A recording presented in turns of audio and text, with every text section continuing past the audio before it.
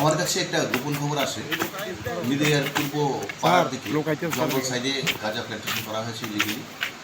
তো সেই খবরের ভিত্তিতে আজকে আমি আমার সাথে আমার থানার inspector Arup Debbarma, sub inspector Subhankar Saha, ASI Monir Sarkar এবং অন্যান্য থানা স্টাফ এবং 11 এবং 9 ব্যাটালিয়নের টিএসআর নিয়ে আমরা ভেরিফিকেশন করতে যাই, অ্যাকশন করতে যাই। তো সেই অনুসারে আমরা নিদয়ার পূর্ব পাহাড়ে পূর্ব কলোনির দিকে রাস্তার পাশ থেকে তার 2-3 কিলোমিটার ভিতরে জঙ্গল সাইডের মধ্যে তল্লাশি করে আমরা 5টা প্লট আইডেন্টিফাই করি যেখানে প্রচুর পরিমাণে গাঁজা প্ল্যান্টেশন করা হয়েছে। অ্যাকর্ডিংলি আমরা সবাই মিলে গাঁজাগুলো ডেস্ট্রয় করি। আনুমানিক ওইখানে 65,000 মতো 5টা প্লটে টোটাল 65,000 গাছ হবে, সম্পূর্ণ ডেস্ট্রয় করা হয়েছে। আমরা প্রায় প্রত্যেক প্রতি সপ্তাহে 2-3 দিন বাদে আমরা কন্টিনিউ আমরা ডেস্ট্রয় করে যাচ্ছি।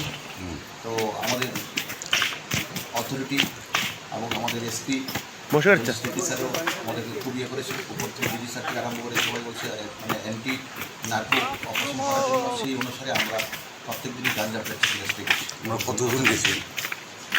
আমরা টিমে প্রায় আনুমানিক 25 জনের মতো ছিল। টিএসআর এবং স্টাফ নিয়ে আমরা 25 জনের মতো। কোনো বাধা বিপত্তি নেই? না, কোনো বাধা বিপত্তি নেই। আমরা 3 আরও কাটবেন? হ্যাঁ, কন্টিনিউ আমরা করে যাবো।